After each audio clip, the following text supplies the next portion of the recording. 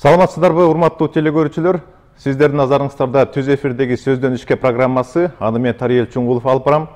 Студиябызга бүгүн мейман катары мамлекеттик салык кызматынын төрагасы Алтынбек Каныбекович Абдувапов келди.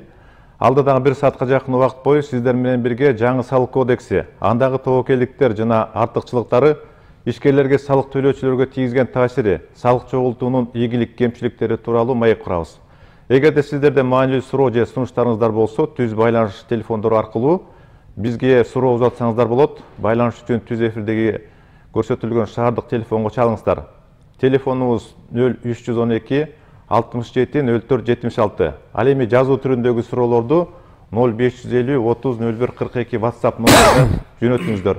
Эскерте кетейин, WhatsApp аркылуу телефон чалбаңыздар. Ал жактан жазуу же кат түрүндөгү гана суроолорду кабыл алам. Саламатсызбы? Студияга кош келиңиз. Эмесе сөздүн токотер жеринен баштайлы. Жаңы салык кодекс иштей баштабады жаңы жылдан баштап. Ошуну киргизишинин зарылчылыгы боюнча сүйлөшсөк, бул инвестициялык климатка жагымдуу шарт түзөт, көмүскө экономиканы алып чыкканга шарт түзөт, ишкерлерге дагы ыңгайлуу болот деп айтылып атпайбы? Ушул мааниси боюнча айта кетсеңиз да. Ушундан баштайлы. Тариел мырза, саламатсыздарбы урматтуу телекөрүүчүлөр. Биринчиден салык кызматынын ишмердүүлүгү жөнүндө 2021 жылдын жыйынтыгын айта кетсем. 2021 жылды салык кызматы 105 миллиард 714 миллион сом менен жапты. Бул деген өтө жакшы көрүнүш. Бул мындайча айтканда коюлган пландарды 109 жана 2% план аткарды. Же болбосо 8 миллиард 945 миллион сомго план аткарылды. Эгерде ушул эле планды 2020 жыл менен салыштыра кетсек, бул деген 26 миллиард 700 миллион сомго ашыкча чогултулду. Мурдагыдан көп. Мурдагыдан көп. Бул деген өтө жакшы көрүнүш, жакшы показатель. Мен ойлойм, быйылкы 22 жылдын планында биз ашыгы менен аткарабызго деп тилек коюп атабыз. Буюрса ушунун баары аткарылат. Эми сиздин айткан сурооңуз боюнча айта кетсек, канчалык деңгээлде жаңы салык кодексин киргизиштин муктаждыгы эмнеде болгон? Биринчиден баштап кетсек,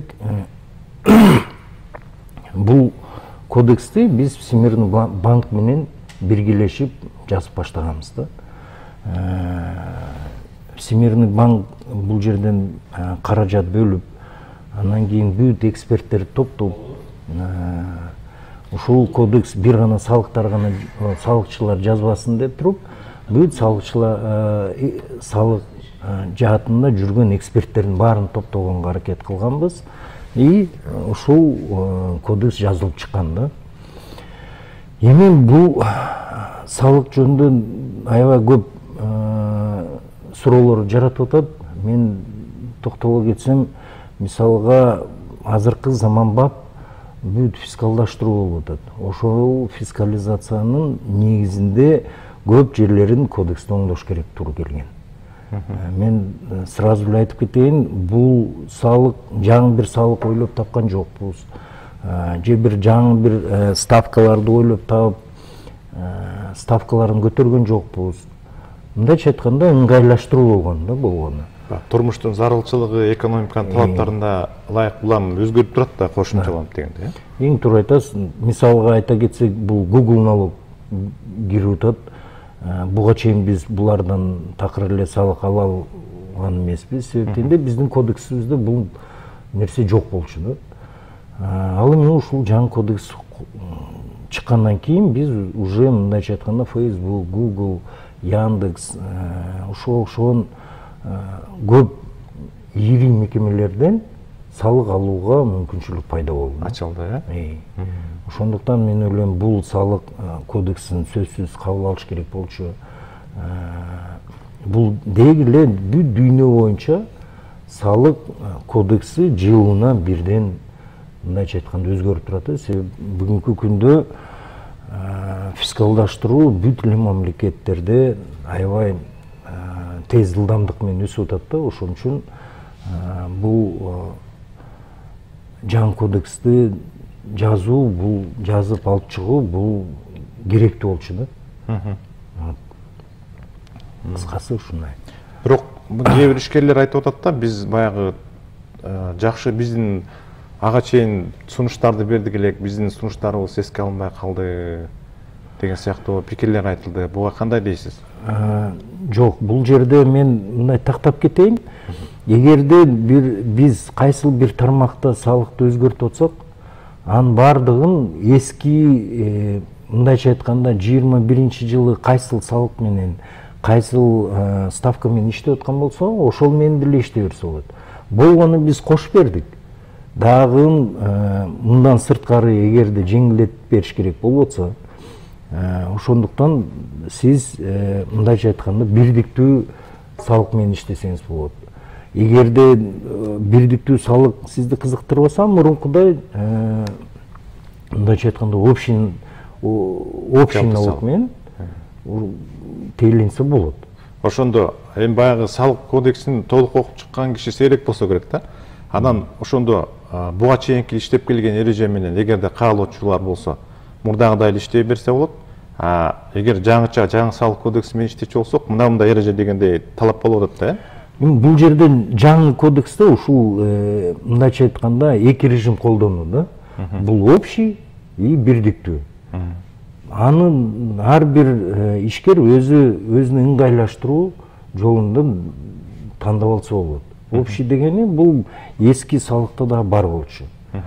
Ал эми бирдиктүү бул бардыгын ыңгайлаштыруу, эми бир ишкерге бирдиктүү жагы менен иштесе болот, бир ишкерге общий основание менен иштегенге болот да бул жердечи. Бул жана жыл аягына чейин эгерде кимдин соода жүгүртүүсү, жүгүрткөн акчасы 8 миллионго чейинки сумма болсо, жыл аягына чейин салыктан бошотулду да, бирок контролдук жана көзөмөл машиналарын киргизиш керек, көзөмөл кассалык машиналарын киргизиш керек. Ушул баягы кичи бизнести өркүндөтүү негизи шарт түзөт деп ойлойсузбу? Зарылчылыгы негизи эмне болду ушул экини? Негизи бул патентная система биздин мындайча айтканда кичинекей ишкерлерибизди өстүрбөй коюу болуп атат да. Ошонун баардыгын талдап чыгып, мындайча айтканда биз сунуш киргизгенбиз, президентибиз ушул сунушубузду кабыл алып,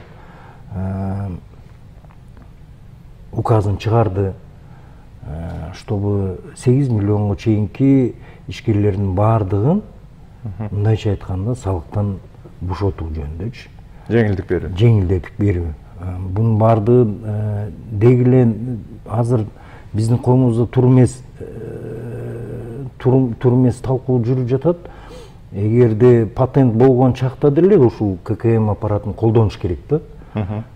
Бирок тилекке каршы буга чейин жакшы жумуш болбой, буга чейин баардыгы ушуга каршы чыгып жүргөн үчүн ККМ аппараттары менен мындайча айтканда жумуш такыр эле жүрбөй калган да. Эгерде эскерте кетсем, бүгүнкү күндө Орусия мамлекетинде ар бир мындайча айтканда 36 жаранына бир ККМ турат. Ал эми Белоруссияда ар бир 39 жаранына бирден ККМ турат. Казакстанда алсак ар бир 26 жаранына бирден ККМ турат. Бизге келгенде Кыргызстан мамлекетинде ар бир жараныбызга 251 жараныбызга бирден ККМ турат. Бул деген сөз такыр эле эч кандай жумуш жок деген сөз да. Кечиресиз, бизде түз телефон байланышы бар экен, андан кийин улантсак. Саламатсызбы, урматтуу телекөрүүчү, сизди угуп атабыз. Алло, мен тиги Султанбайдан чалып атам, Айланай. Жакшы, угуп атабыз сизди. Тиги кызым Катар деген жерде иштейт да. Мен ошо кызыма айтам, ай сен айлыкка кызыкпай, бир консулдун айрына бир жерине барып, кичине налог төксөңчү, акыры саатыңы жүрүп пенсия керек десем, ошого эми кандай кылып консулга барыш керек, аны кийин деле эметем да дейт. Ошого кандай кылыш керек? Ошого мындай жана консулствода туруш керекпи, же кандай кылыш керек? Ошого бир жооп берип койгулачы, Айланай. Ошондо кызынын келечегин ойлоп атат го, пенсиясы кандай болуп калат дегендей, Макул, рахмат сизге. Рахмат, өтө жакшы суроо. Бул суроо апанын суроосуна жооп бергенде мен айтып кетет элем. Бул кызы бүгүнкү күндө эгерде ишмердүүлүктү алып кетип атса, болгону ККМ аппаратын гана уруп отурат да. 8 миллионго чейин такыр эле салык төлөбөйт. Ошол эле убакта кызы мындайча айтканда пенсионный фонду кете берет да. То есть бул азыр чет өлкөдө дейби, Катар деген мамлекетте дейби, ушул жакта. Катарбы? Бул негизи айтты окшойт. Кызым ушул жакта жүрөт, анан баягы акча төлөмүн төлөп койсо, кийинки пенсия чыкканы кандай болот деген маселе болду окшойт. Бул боюнча Катар менен карап көрүш керек экен. Эгерде Катар мамлекети менен бизде мындайча айтканда договор бар болгон болсо, ошонун негизинде эле биз информациялар менен алмашып туруп эле пенсиясын эсептеп чыгарса болот да. Эми бул жана мындайча айтканда ошого тиешелүү болуп калды э бул. Жанагы 8 миллионго чейинкини боюнча айтсак, бул кичи бизнести өркүндөткөнгө чында ойлошот. Кезектеги дагы бир суроо бар экен, шашылыш экен, Саламатсызбы, урматтуу телекөрүүчү, угуп атабыз сизди. Алло, саламатсыздарбы? Саламатчылык, угуп атабыз. Мен суроом бар эле да. Ушул мен мигрант иштетет элем да үйдөчү. Аларга патент алып, патентке акча төлөйт элем. Анан бул патентти мен өзүм үйүмө оформление кылдырып, бир 10 чакты патент жасатып, Өзбекстан граждандарына иштетет элем өзүм ушул жерде. Эмне иш менен алектенесиз? Кандай иш менен алектенесиз негизи? Үйдө рабочий иштеп, стройка боюнчачы. Курулуш. Кайсыл жактан чыгып атасыз негизи? Мен Жалал Толбат, Алапка районунан. Жакшы. Анан суроом мындай да, ошол патент төлөнүп жүрдү. Эми бул усталар сезон бүткөндө Өзбекстанга кетип калды. Анан ушул патент менин атымда оформление болуп, булар жөн эле эч кандай документ бүтүрбөй эле кетишти да. Анан бул патент менин мойнумда карыз болуп калбайбы? Ушуну мен билейин дедим да, налоговыйга кандайдыр бир обращение кылыш керек, мындай кандайдыр бир арстанып, бир токтотуп туруш керекпи, же автоматически өзү токтоп калабы? Бийин келгенде мисалы уланып, кайра төлөнүп, ушундай болуп кете береби патенти, же мындай мага зыяны тийип калбайбы дегенимде эми. Канча жылдан бери иштечү элеңиз негизи? Мен 1 жылдан бери. 1 жылдан бери, кыска эле убакыт экен анда. Жакшы суроо берилди. Рахмат сизге. Бул суроого жооп берип кетсем, мен эгерде патент алып жүргөн болсо, ар бир ошол сырттан келген жаран үчүн патенттерди алып өзүндө сактап жүргөн болсо, бунун баардыгы мындайча айтканда эсептелинет. То есть эч кандай штраф же бирдемке төлөбөйт да. Эң негизги бул легально патентти алып иштетип бүгүнкү күндө иштетип аткан болсо, бул жерде бул жараныбызга такыр эле сурообуз жок. Рахмат деш керек. Патент алып аткан үчүн рахмат деш керек. Экономикага салым кошуп аткан үчүн. Ал эми негиздеги эле патент боюнча, ККМ боюнча айтып кетсек, бир дан патентчик, патент негизинде иштеп аткан жаран, ал ККМден мисалы толугу менен освобождается деген жери жок. Буну ушул түшүнүк такыр эле түшүп калып турдун, патент болсо эле ККМ колдонбой калат депчи. Жок, патент менен иштеп аткан киши дагы сөзсүз салык төлөбөсө дагы ал киши ККМ аппаратын колдонушка мындайча айтканда зарыл да. Негизги талап боюнча ошол соода жүгүртүүсү көрүнүп туруш керек да. Да. Көлөмү. Бул 20-жылы пандемияда болгон проблемаларыбыз аябай мындайча айтканда көзгө көрүндү.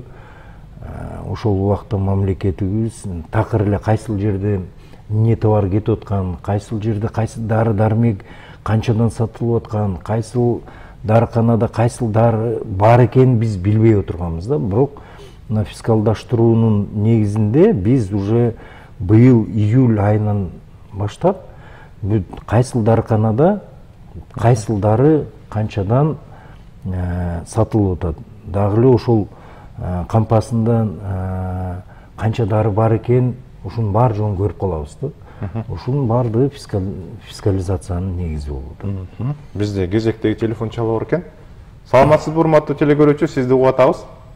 Каяктан чалып атасыз? Саламатсыздарбы? Саламатчылык. Саламатсыздарбы, бөлдөн чалып эле. Жакшы. Анан бизге салык болсо налог бойдон мен тестараш иштейм да. Анан ошо тестараштан ошо 8 миллионго жетмейинче биз касып аппаратты колдонбойбуз да, Эмне боюнча алектенесиз, эмне иш менен? Чач. Чач тарач. Жок, бул жерде Рахмат, азыр жооп берсин. Аябай жакшы суроо болуп атат. Эгерде бул суроого кыскача жооп берсем, бул мындайдын ар бир жараныбыз акча берип аткан жерде ордуна кассовый чек алыш керек да. То есть бүт жерде кассовый чек болуш керек. Ошол эле убакта 8 миллионго чейинкиси төлөбөй коет да. Салык төлөбөйт. Болгону кассовый аппарат менен колдонот. Бул деген Милдеттүү түрдө, сөзсүз түрдө себеп дегенде кассовый аппарат бул 8 миллиондон аштыбы, ашпадыбы, ошону мындайча айтканда көзөмөлдөп тура турган аппарат болуп эсептелинет да. Ошон үчүн кассовый аппаратты колдоносуздар, бирок ошол эле убакта салык төлөбөйсүздөр. Бизге ушу суроо келди эле да. Азыр анда кийинки телефондон режиссер бизде кезекте байланыш бар деп жатат. Саламатсызбы, урматтуу телекөрүүчү, угуп атабыз сизди. Саламатсызбы, биз Алматы облусунда стройматериалда иштейбиз. Жакшы. Биздин стройматериалда товарлардын автономия стоимость баалары кымбат. И аларды тойлоп аткан налог насыйбындары кымбат болот. Ошондо биз основной прибыльдан налог төлөбөйбүз, а общий суммадан налог төлөп калып атабыз. Ошол кандай болот? Рахмат сурооңузга. Сурооңузга рахмат. Негизи стройматериал менен иштегендердин көпчүлүгү единый бирдиктүү салыкта иштегенге, например, эсептеп көрсөк, эгерде ошол бирдиктүү салык менен иштейчү болсо, анда бул киши толук менен мындайча айтканда 4%, 4% эгерде 4%дан төлөп баштайт салыкты. Эгерде котормо банк аркылуу котормо жолу менен иштейчү болсо, анда 2%. Бул жерде толук ушул мындайча айтканда шарт түзүлгөн да. Бул бухгалтердин кереги жок, эч кандай бир программанын кереги жок. Толук эле бир оборотунан канча сомдук оборот жасаган болсо, ошонун баарынан 4%-ын гана төлөйт. Бул баягы мурдагы жалпы салык боюнча, бирдиктүү. Жок, бул азыр жаңы кодекс. Бирдиктүү боюнча. Бирдиктүү. Анан жок, мен андай салык мага оор келет экен десе, анда общий салык, общий режим менен иштесе болот. Ал общий режимде уже төлөгөндө именно көргөн пайдасынан, анан КНС налог, ушун сатуу салыгынан, ушун баарынан андан бөлүп төлөсө болот да. Эгерде бул азыр бизге телефон чалган адамдын кирешеси, соода жүгүртүүсү 8 миллионго чейин болсочу, андан салык төлөбөйт. Бирок жана кассалык көзөмөл машинасын колдонуш керек дагы. Сөзсүз кассалык аппаратын колдонуш керек. Кезектеги телефон чалып бар экен. Саламатсызбы, урматтуу телекөрүүчү, угуп атабыз сизди. Каяктан чалып атасыз? Ассаламу алейкум. Алейкум салам. Ассаламу алейкум. Ош областынан чалып атам мен. Жакшы, сурооңузду узатыңыз. Мен өзү фотосалон мен жеке ишкер добровольный патент төлөйт. Биз фотосалонда иштесек, ар бир документке сүрөткө тарта турган болсок, анда обязательно кассовый аппарат алышыбыз керек же кандай, ушуну толук маалымат берип кетсеңиздер жакшы болот. Негизи бул суроодан орчундуу суроо турат. Аксакал берген суроо. Деги эле мен башында кайталап кеткендей, ар бир жерде, кайсыл жерде акчалай түрүндө алып аткан болсо, бүт жерде кассовый чек бериш керек да. Эгерде добровольный, обязательный патент, кандай патент болбосун, кассовый аппарат болуш керек. Эгерде ушул кайсыл жерде акчаны мындайча айтканда алыш бериш кылып аткан болсо, ошол жерде кассовый аппаратты колдонуш керек да. Добровольный патент болобу же обязательный патент болобу, кандай бир ишмердүүлүк кылып атсадан кассовый аппаратты колдонуш керек да бүгүнкү күндө. Себеп дегенде биз бүгүнкү күндө иштеп чыктык, уже кабинет министровго сунуштадык. Бул деген жана требуй чек деген лотереяны киргизип атабыз да. Бул жерде биздин жарандар баардыгы ишкерлерден чек сурайт. Акча берген жерден чек сурап туруп, ошол чектерин салык системасынын серверине жөнөтүп турушат, сүрөткө тартып. Ошол негизинде биз ар бир кварталда бүгүнкү күндө лотерея ойнотобуз деп атабыз да. Бул жерде ишкерлердин ишке аша турган нерсе болуп атат. Буюрса мынау 2-чи кварталдан киргизебиз деп атабыз. Ишкерлердин призовой фонд толугу менен ишкерлердин мындайча айтканда акчасына куралган да. Мисалга келтирип кетсек, Тойбоз ишканасы бүгүнкү күндө машина призовой фондторго машиналарын коем деп атат, жаңы машиналарын. Ред Petroleum жаңы машиналарын коюп берем деп атат. И эң аягында, жылдын аягында биз ойлоп атабыз, 2 кабаттуу 2 комнаталуу батир ойнотобуз деген ойдобуз. Мындайча айтканда ишкерлердин баардыгы топтолушуп бүгүнкү күндө, мисалы гипермаркет Фрунзе бүгүнкү күндө 500 миңге чейинки призовой фондун алар көтөрүп берели дешип атат. Ар бир кварталда. Ошондой эле көп ишканалардын баардыгы ушул чек болушуна аябай муктаж болушуп атат да. Себеп дегенде бул ыңгайлашкан, бул мындай здоровая среда да. Конкурентная среда. Ишкерлер эгерде ушундай сыйлыктарды, лотереянын сыйлыктарына демөөрчү болсо, аларга кандай кызыкчылыгы бар? Эмнеден утат алар? Алардын уткандыгы, алардын конкуренттеринен дагы сурай баштайт да элдерчи. Сурай баштайт, чек бербейсиң деп. Анан чек берилгенден кийин уже ал ишкана мындайча айтканда өзүнүн продукциясын жашырып сата албай калат да. Ошол продукциясынын салыгын төлөп калат. И ошонун негизинде бул мындайча айтканда конкуренция пайда болот. Түшүнүп атасызбы? Теги бул жерде эгерде карап келгенибизде, мисалы былтыры декабрь айында биз 8 миңге чукул контрольный кассовый машина койдурдук да, кошумча. Ушунун мындайча айтканда натыйжасы январда биз көрдүк. Биз январда гана былтыркыга салыштырмалуу 3700 миллиард сом акча ашыкча топтодук да, былтыркыга салыштырмалуу. Ушул кассовый аппараттын күчү ушунда деп айтсам болот да. Эми бир гана бул эмес, бул жана сводный постты контролдоп, жанагы ар бир ишкердин ишмердүүлүгүн контролдоп, электрондук счет фактураларды киргизип, ушунун баардыгынын натыйжасы, фискализациянын натыйжасы. Анан контрольный кассовый машинанын натыйжасында биз январь айында гана 3 миллиард 700 миллион ашыкча топтоп атпайбыз. Бул жерде белгилеп кетким келет, бир дагы таза иштеген ишкерге оорлук келген жок. Былтыркыдай эле салыгын төлөп атат. Бирок каяктандыр 3 миллиард 700 миллион чыгып атпайбы?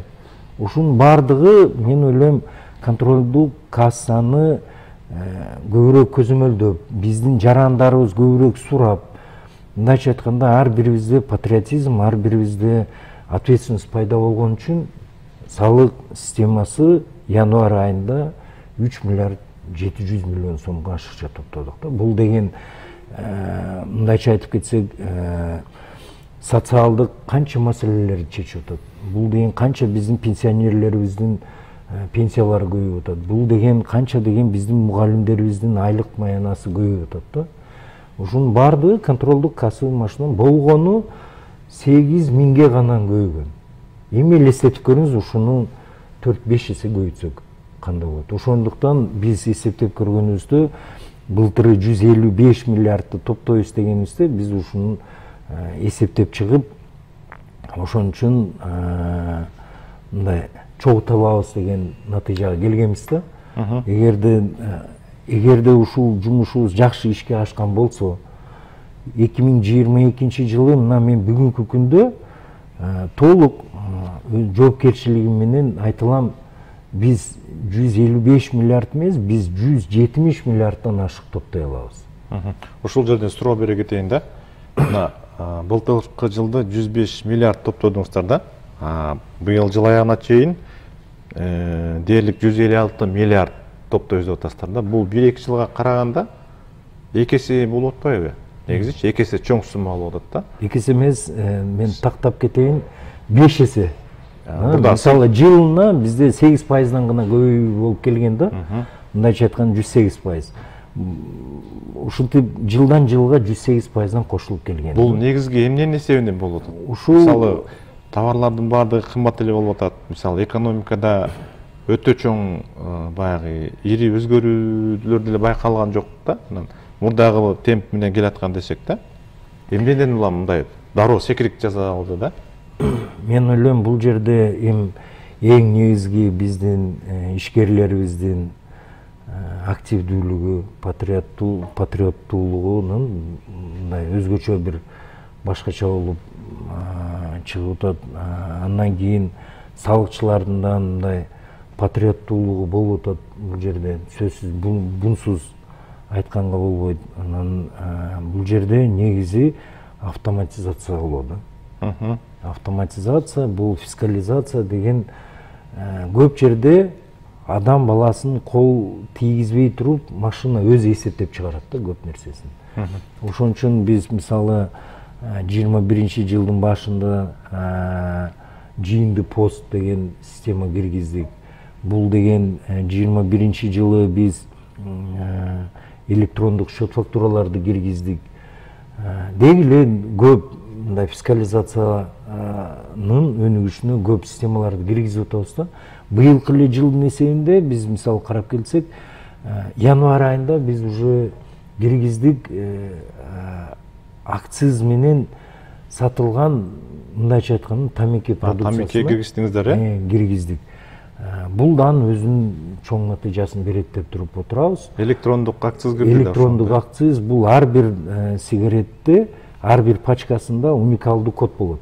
Ошол уникалдуу коду менен биз кайсыл мекеме алып кирип, кайсыл кампасында турат, кайсыл магазинде сатылыш керек экенин билип турабыз да. Мындайча айтканда, буну бир гана салыкчылар эмес, бунун ар бир жаран текшер деген приложениянын телефондук уюмда скачать этип алып көрүп турса болот. Ошондой эле ичимдик акциздерди текшерүү үчүн биз февралдан баштап киргизип атабыз.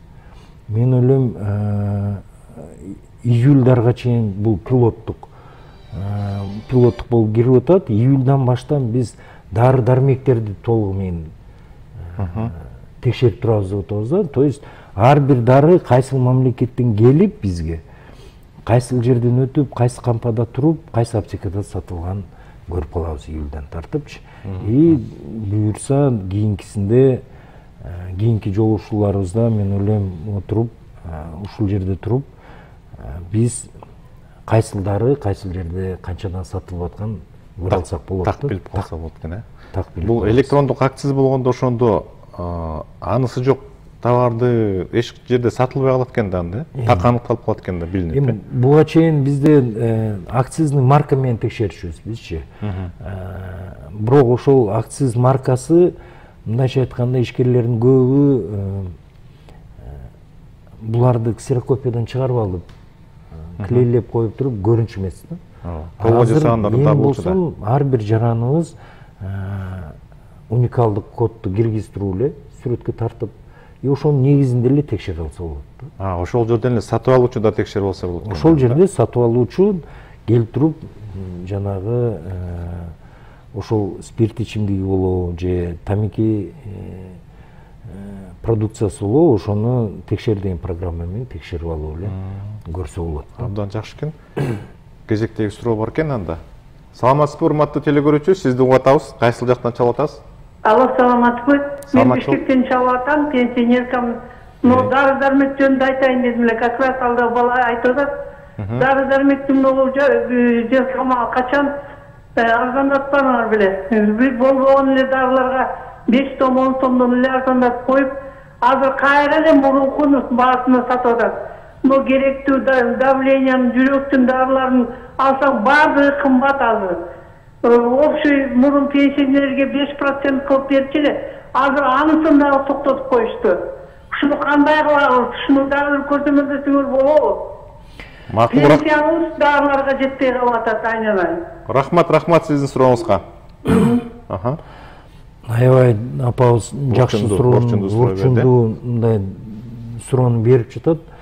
Бул жөнүндө мен мына буга чейин айттым, биз июльдан баштап толугу менен бардыгын көзөмөлдөйбүз да. Көзөмөлдөйбүз и естественно ушул кайсыл жерде өтө чоң завышение болуп аткан болсо, мен ойлойм уже бул жерде тиешелүү органдардын бардыгы, мындайча айтканда, бул программабызды биз өзүбүз эле катып жатып албайбыз да. Бул программага биз Минздравды кошобуз. Бул программага антимонополияны кошобуз. Ошонун негизинде бардык мамлекеттик ишканалардын бардыгы өзүнүн тармагында тейлей алат да. Ошондуктан Кезектеги суроого өтсөк, Саламатсызбы, урматтуу телекөрүүчү, угуп атабыз. Сизди угуп атабыз. Алло. Сизди угуп атабыз. Саламатсызбы? Саламатчылык. Мен суроо, Оштон чалып атам мен. Жакшы. Эми мына бизде 4,5 метр квадрат киоскалар бар, газетный киоскалар. Өзүн күндөлүк соодасы 400-500 сом. Шуга кассовый аппарат койдум, кыйнап атат. Ушунун эмеси бул? Бурда патент менен иштечү элеңизчи, кандай эле? Патент алчу элек. Жакшы, рахмат, сурооңуз түшүнүктүү. Анан экинчи дагы бир суроом бар. Помещениеңизди арендага берсеңиз, буга кандай кылып төлөйбүз? Эгерде сиз ошол өзүңүз соода кылып аткан жерди ижарага берчү болсоңузбу? Ооба. Түшүнүктүү сурооңуз. Рахмат. жакшы суроо. Бул негизи мен буга чейин кайталап кете берейин. Ар бир жаран кимден кандай акча алып аткан болсо бир товарга, ал киши, ал ишкер кассовый чек бериш керек да. Ошол эле убакта биз мындайча айтканда президентибиз суроо койгон. Ушул коррупцияны кантип жеңсек болот депчи. Башында суроону койгондо биз айтканбыз, мындай болуп атат, тиги патенттин баардыгын көзөмөлдөш кыйын болуп атат. Ошол патент жаатында иштеген ишкерлер дагы, ошол эле убакта салыкчылардан мындайча айтканда коррупцияга батып кетип атат да. Ошентип отчетубузду бергенибизде президентибиз айтты. Анда ушул коррупциядан чыгыш үчүн мен ушунун баардыгын жеңилдетип берейин. Салык төлөбөй турган кылбайм. Патентти жок кылып, салыгын төлөбөйт. Актай турган болсо. Ошонун негизинде указы чыккан да. Мындайча айтканда, киоскада иштеп аткан киши, ишкер, бул күнүнө 22 000 сомдук соода кылыш керек. Эгерде бир жыл бою күнүнө 22 000 сомдук соода кылып аткан болсо, ошол киши такыр эле салыктан бошотулат да. Эгерде ошол 22 000ден күнүнө ашып аткан болсо, 8 миллиондон ашкандан кийин гана мындайча айтканда ушул ашкан суммасына салык төлөш керек болуп калат да. Ошондо патенттин баасы 2 000 сом же 3 000 сом болобу, 5 000 сом болобу, ошонун баарынан жеңилдетип атпайбы? А бирок кассовый аппарат бул буга чейин дагы колдонуш керек болчу. Бүгүнкү күндө да колдонулуп атат и колдонулат. Себеп дегенде кайсыл жерде болбосун биздин бүт закондорубуздан мындайча айтканда кассовый чекке байланган. Даже эгерде бир товарды сиз кайтарып берем десеңиз, бир гана кассовый чегиңиз болсо гана алмаштыра аласыз деген жер бар да. Бизде кезектеги суроо бар экен, Саламатсызбы, урматтуу телекөрүүчү, сизди угуп атам. Алло, саламатсыңарбы? Саламатчылык. Сурооңузду бере берсеңиз. Мен Караколдон чалып аттым эле. Аха. Биз машинебизди саттык эле да, уже 2 жыл болгон.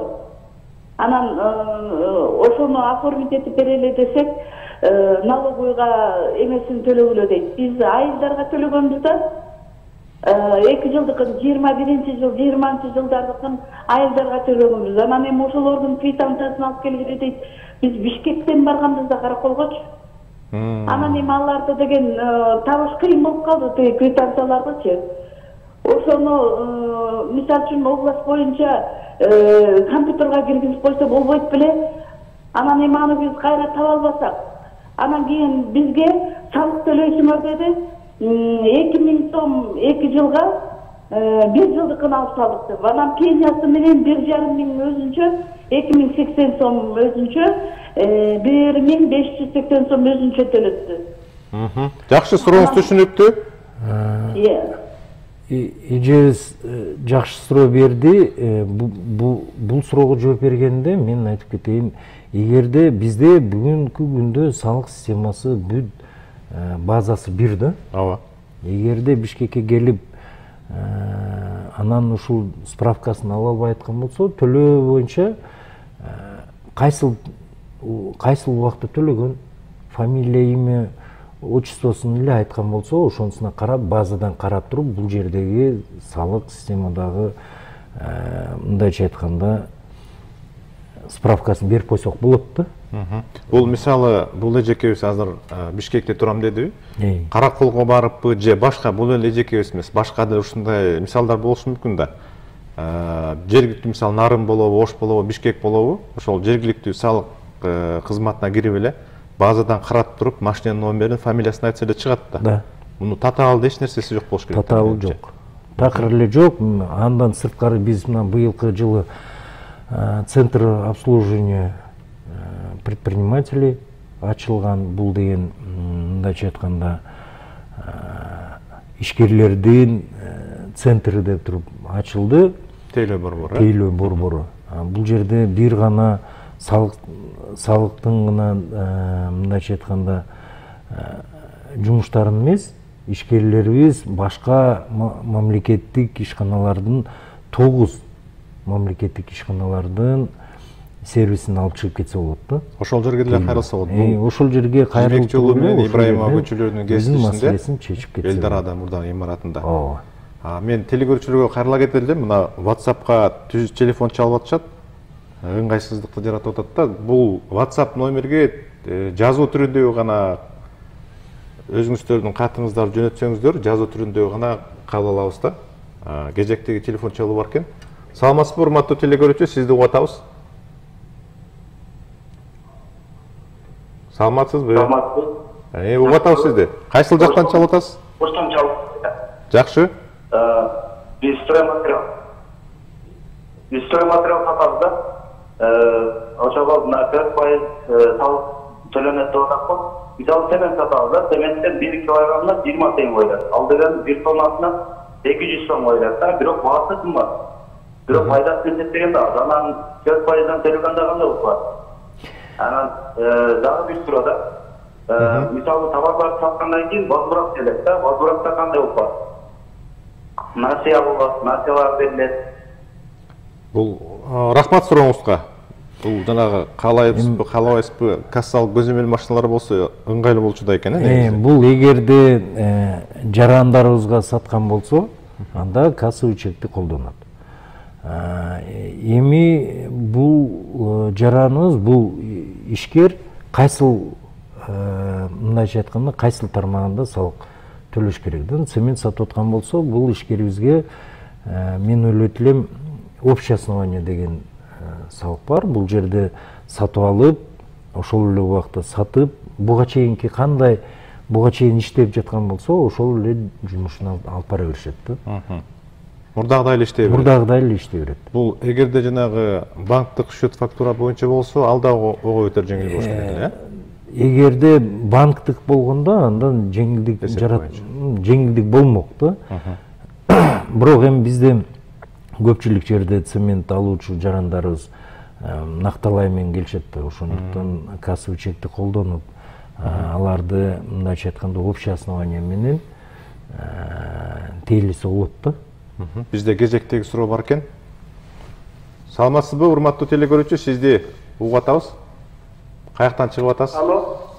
Угуп атабыз сизди. Саламатсызбы, биз Оштан чалып атабыз. Жакшы, саламатчылар. Мен Оштан чалып атканын себеби мына жеке менчик мектептер боюнча. Жакшы. Жеке менчик мектептер боюнча 3% салык төлөмүсүн деген. Анан Ушул баягы түшүндүргөндө азыркы 8 миллионго жетпей турган болсо, бул мектептер төлөбөйбү, төлөбөйбү? Биринчи суроо. Экинчи сурооңуз? Экинчи суроо, бул мектептерде ошол топтолгон выручкадан 3% деп атат. Же баягы алынган инвентарларды мугалимдердин айлыктарын бергенден кийинки калган өзүбүзгө калган пайдадан 3% төлөйбүзбү? Же толук алынган аларга айлыкты эсептебей туруп анан 3% төлөп турган кийин айлык беребизби? Рахмат, сурооңуз түшүнүктүү. Мен түшүнүшүм боюнча Жеке менчик мектеп. Жеке менчик мектеп бул жана мындайча айтканда мектепке даярдоо же бир кружокторду алып барып аткан мектеп го дейм. Себептегенде 8 миллионго жетпейт деп атпайбы. 8 миллионго жетпеген болсо, анда бул мектеп такыр эле салык төлөйт. Бир гана төлөй турган салыктары бул мугалимдердин мындайча айтканда подоход менен соцотчисленияларын гана төлөп калат да. Калган салыктардан толугу менен бошотулат. Жаңы жылдан баштап, эгерде 8 миллионго жетпесе, ушундай эреже иштеп атат, эң туура. Салыштырып көрүп, негизи буну жергиликтүү ошол салык кызматына кайрылсаңыз, ошол жерден дагы бир жеткиликтүү чын бышыгын тактап туруп, так маалымат берет го деп ойлойм да. Эгерде кат түрүндө кайрылса, анда ушул бүт бардык коюлган суроолоруна биз тактап туруп, толугу менен жооп беребиз. Негизи бул ККМ деген бул бүт дүйнөдө колдонуп келаткан кассовый аппаратты. Кассовый аппаратты кайсыл мамлекетке барбаңыздар, ошол мамлекетке барсаңыздар бүт жерде колдонулат да.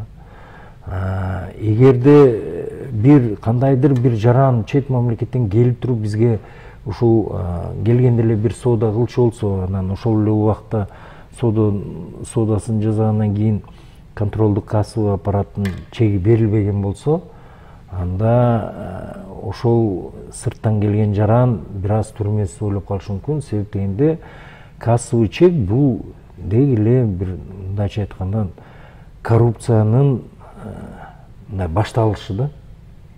Бул ошол жерден каалабайсызбы, акырындап баягы салык төлөөнүн маданияттуу ыкмасына өтүшүбүз керек да, токот дәрежеде, туурабы? Туура айтасыз. Ошон үчүн мен ар бир биздин жарандарыбыздарга, ар бир патриотторубуз, ар бир деги эле бизден ушул Кыргызстан мамлекетинде жашагандардан суранат элем да. Кассовый чекти бүт жерде сурап талап кылыңыздар да. Себеп дегенде сиздер канчалык ушул кассовый чекти талап кыласыздар, ушунчалык бизде салык көбүрөөк чогулат, ушунчалык бизде социалдык маселелер чечилет. Бул деген мындайча айтканда кассовый чекти азыркы бүгүнкү күндө мындайча айтканда кээ бирки ишкерлер алдын ала жүрүшөт да.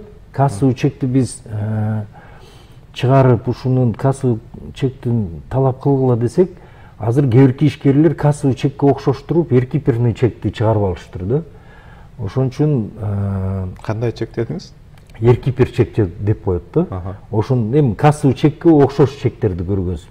Ал болбойт негизи. Ал негизи болбойт да. Ошондуктан биз бүт жерде азыр реклама кылып атабыз, чектин кандай болушун ошого карап туруп баардыгыңыздарды суранып кетет элек, именно кассовый чек, именно налоговый чекти сурашын. Бизде кезектеги байланыш бар экен. Саламатсызбы, урматтуу телекөрүүчү, сизди угуп атабыз. Салам алейкум. Алейкум ассалам. Мен Жалал Толбосун Владивостон. Абдан жакшы, сурооңузду узатсаңыз. Бизде суроо берендерде неме? Биз алып түлүп немеде иштейбиз да. Айыл жергесинде. Азык-түлүк сатасызбы? Соода болсак, ошонун бир 40-ы карызга кетет да. Андан кийин ал карыз 2 айдан, 3 айдан берилет. Он чактысы 2 жыл, 1 жылдан берилет. Ошондо кандай болот? ККМ аппараты боюнча чекти басып кантип калса, ошондойлор боюнча айтып берсеңиз да. Жакшы, абдан жакшы суроо. Жакшы суроо болуп атат. Бул көбүнчөсү айыл жерлеринде көп колдонула турган маселе. Нак акча жок, анан жазылып беришет да көп анан, Бирок мындай да, биз негизинен алсак, азыр айыл жергесиндегилер президентибиздин указы толугу менен ишке киргенден кийин айылдагы ишкерлер такыр эле төлөбөй калат да. Себептен 8 миллионго жеткизиш аябай кыйын. Айыл жергесинде кыйын. Айыл жергесиндечи. Ошондуктан алар салык төлөбөйт. Бирок кассовый аппараттын чегин чыгарып туруш керек. Дагы бир жолу кайталып кетейин. Себептен кассовый аппарат ар бир сиз товарды кое берип атасызбы? Эгерде сиз ошону насыяга берип атсаңыз, карызга берип атсаңыз, бул өзүңүздүн жеке жумушуңуз. Бирок кандай болбосун, сиз берип атканыңыздан кийин ошонун ордуна кассовый чекти бериш керексиз да. Ошол эле кассовый аппаратта камтылган. Эгерде возврат болчу болсо. То есть возвратыдан кадимкидей ошол оформить этсеңиз болот. Андан кийин эгерде ошол айыл жергесинде, магазинде соода түйүндө соода кылып аткан ишкер болсо, биз эсептеп чыкканбыз. Негизи айыл жергесиндегилер такыр эле жетпейт экен 8 миллионгочу. Булар эми ошондо жанагы кассалык көзөмөл машинесин алып коюп, ошо карызга болсо деле чек чыгарып берип коюп туруп, анан балким салык кызматына түшүндүрсөчү, мен жыл аягына чейин ошону төлөсөм болобу десе болот да. Жок, ал жерде эми бул карызга чыгарып берип коюп атат. Кассовый чекти. Бирок салыктан да бошотулду. Быйылкы жылы жылдын аягына чейин карыздан салык төлөөдөн таптакыр бошотулат да 8 миллионго чейин. 8 миллионго чейинкиси булар ишкерлердин баардыгы салыктан бошотулуп атпайбы. Бирок кассовый чекти сөзсүз бериш керек да. Бизде кезектеги суроо бар экен, Саламатсызбы, урматтуу телекөрүүчү, сизди угуп атабыз. Алло, угуп атабыз. Каяктан чалып атасыз? Assalamu alaikum. Алейкум ассалам. Ben Bakkender bana kulaklarım. Жакшы, сурооңузду узатсаңыз. Bayağı çoğu maşinalar var bu, patentlerini işlegen. Ne degen? Patentlerini işlegen çoğu maşina var. Patent töleselek. Hazır kanday oldu. 8 milyonga jetpeyt. Жүк ташуу бу ошондо. Жүк ташуучу монополиатор. Жакшы, сурооңуз түшүнүктүү. Ошого патент кандай болот? Патент төлөнөбү же эмне болот? Азыр ушу жооп берсин анда. Рахмат сурооңузга. Жакшы суроо болду. Рахмат сурооңузга. Эгерде бүгүнкү күндө айта кетсем, бүгүнкү күндө азырынча патент бар. Себеп президентибиздин указы мындайча айтканда күчүнө киргенден кийин патент жок болуп калат.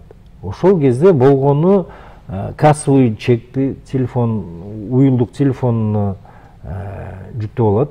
И ошол жерден кассовый чекти бере берет. Кимге болбосун. Берет, 8 миллионго чейин жетпейт. И ошонун негизинде бунун мындайча айтканда салык төлөбөйт. Ушул жерде мен тактап кетейинчи, мына кээ бир түз байланышка чыга албаган биздин замандаштарыбыз да бар да, эгерде мурда патент менен иштеп атса, патент кайсы бир бөлүгү жоюлду да, же мурда патенттер системасы ошол боюнча эле калдыбы? Патент менен да иштеп кете берсе болобу мурдагыдай, же эгерде соода жүгүртүүсү акчасы 8 миллиондон ашпаса, ошол эч кандай салык төлөбөй эле, патентке да акча төлөбөй эле ошол системада иштей берсе болобу? Эми мына бүгүнкү күндө патент бүгүнкү күндө бар. Бүгүнкү күндө патент бар, бирок ошол эле убакта азыр мындайча айтканда контролдук кассовый аппаратты колдонуш керек да, ким болбосун. Ал эми президенттин жарлыгы күчүнө киргенден кийин ошол күндөн баштап патент жок болот. Бирок кассовый аппарат менен дальше иштеп кете берет да. Болгону кассовый аппаратты мындайча айтканда кимге кандай услуга көргөзүп аткан болсо, ошону гана мындайча айтканда кассовый чекти берет. Болду, ошонун негизинде анан салык да төлөбөйт, 8 миллионго чейин жетпесе бүт салыктардан бошотулган болот да. 8 миллиондон ашкандагы боюнча да токтоло кетсеңиз. 8 миллиондон ашкан мисалга 8 миллион 500 болуп калды. 500 миң сом ашып калды мисалы. Ошол 500 миң сомдон уже салык төлөш керек болуп калат да. 8 миллион 500 эмес, 8 миллион 500 болуп атпайбы? 500 ашып атат, ошол 500 миңдин салыгын төлөп коюш керек болот. Ушул жерде тактай кетиш керек экен да. Элдер баягы эл журт ойлоп калбасын. Мисалы 9 миллион болуп кетчү болсо, 9 миллиондун салыгы эмес, 8 миллиондон калган 1 миллиондун салыгын төлөйт ошондо. Туура. Мына ушул азыр 8 миллионго чейинки салык бошотулбадыбы? Буга чейин алынып келген да негизичи, ошонун ордун эмне толуктайт? Эми бунун ордун биз башка булактар менен толуктайбыз деп атабыз. Себеп өтө көп бизде мындайча айтканда таза эмес иштеген ишкерлердин ошолордун эсебинен толуктайбыз деп атабыз да. Толугу менен бүгүнкү күндө өтө чоң жумуш жүрүп жатат. Талдоо ар бир мекемени биз мындайча айтканда бирден карап чыгып атабыз да. Ошонун баардыгын бүгүнкү фискализация ошонун баардыгын бизге мүмкүнчүлүгүн берип атат да. Мындайча айтканда электрондук счет фактуралар киргизилген көп мекемелер ошолор менен иштешет. Ошолордун баардыгын бүгүнкү күндө талдап бирден анализдеп ошонун баарын алып чыгып атабыз да. Мен ойлойм ушунун негизинде биз мындайча айтканда 3 миллиардка жакын жеке ишкерлер патент негизинде иштечү да. Жылына 3 миллиардка жакын сом мындайча айтканда төлөп турушчу. Ошондон биз бүгүнкү күндө башка булактардан толуктаганга аракет кылып жатабыз. Кыскасы алдыга коюлган максат актайт ошону, чыгымдардын баардыгы. Эмесе биздин убактыбыз да аягына чыгып калды. Урматтуу телекөрүүчүлөр, сиздер менен болгон түз эфирдеги сөздөнүшкө программасы ушун менен аягына чыкты. Аны мен Тариел Чуңгулов алып бардым. Студиябызга мейман катары мамлекеттик салык кызматынын төрагасы Алтынбек Ханыбекович Абдывапов келип, сиздердин сурооңуздарга жооп берди. Кийинки түз эфирде жолукканга чейин сак саламат туруңуздар.